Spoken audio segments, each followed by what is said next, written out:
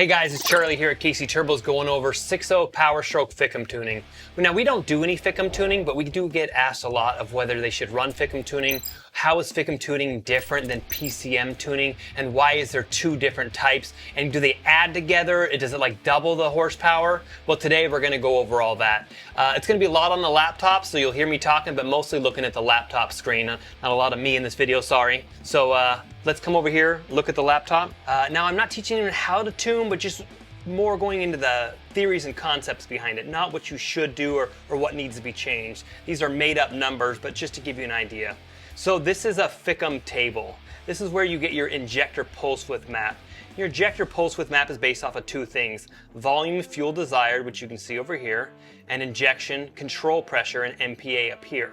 So when you have a certain amount of fuel desired, let's say 40 fuel desired and 9 MPA, where they cross would be right here, that is the pulse width that the truck's gonna use or put out, or amount of fueling that you're gonna have. And it works through the table. So the higher the pressure and the higher the fuel desired, it typically pulls pulse width, to reach that happy medium of fuel. So on a stock truck, when your high pressure oil pump is working, the truck maxes out at about 1.6 milliseconds of pulse width. So that's a stock tune, a tow tune. It's a pretty standard amount of fuel. If you want to turn that fuel up to make more power, there's multiple ways to do it, but it's not in the FICM table. It would make sense to change the FICM table, but for years we didn't have access to it, or at least many of the tuning devices out there did not have access to it. So people found a workaround. What they did was they would spoof the ICP sensor. All right, so to change the fueling without actually changing the FICM table, what you do is you spoof the ICP sensor. Now I'll show you what a spoofed ICP sensor looks like versus a stock ICP sensor. So this is what a spoofed ICP sensor table looks like. You've got voltage over here. It's a 0 to 5 volt sensor. And you've got ICP, once again, in MPA over here.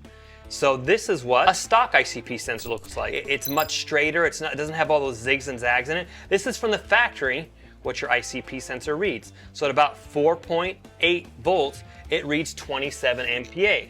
So 27 MPA would be 4,000 PSI. So that's why you typically max out at 4.8 volts at 4,000 PSI. So what happens when you're running a spoofed ICP sensor tune? Well, what happens is the voltage doesn't change. You can't change the voltage of the sensor. It is what it is. So when you're at 4.8 volts, you're really making 4,000 PSI of ICP, or 27 MPA. But if you fool the computer to think it's 15 MPA or 2,200 PSI of ICP, what does it do? Well, go back to the FICM table. Let's say you spoof the ICP sensor to max out at 15 MPA. Now you're really making 27 MPA of pressure, but the computer thinks you're making 15 MPA. So if you go to max fueling at 15 MPA, you end up with about 2.4 milliseconds of pulse width. So if you spoof the ICP sensor to read lower, the PCM will think you have low ICP. Why would it do for that from the factory? Well, you're supposed to make a designated amount of horsepower, and if your high pressure oil pump was weak, or if you had some sort of leak and you still needed that power to get up the hill and ICP was slightly low, the stock computer would naturally add a little bit of fueling to it. So when you spoof the ICP sensor without changing the FICM table, that's what happens. So you can never hit these tables again. Think of it like cutting off this half of the table, and you would only use this part of the table. So now, at wide open throttle, you would be able to hit 2.4 milliseconds of pulse width. So, you've got an SCT tune, which spoofs the ICP sensor to get the higher pulse width, and you want to add a FICM tune to it. What does that do? Well, it really depends on what the FICM tuner did in the tuning. But if you're running a spoofed ICP sensor and a modified FICM table, they don't always jive right. An example of that would be if you run a really hot FICM tune and a really hot SCT tune, they don't really stack because you're not going to make more than probably 2.4 milliseconds of pulse width. That's just not what the tuners are going to do, but they're going to fight each other a little bit. So it's important to pair the right tunes together. I suggest you talk to your tuner that you're running and ask them what they suggest that you run.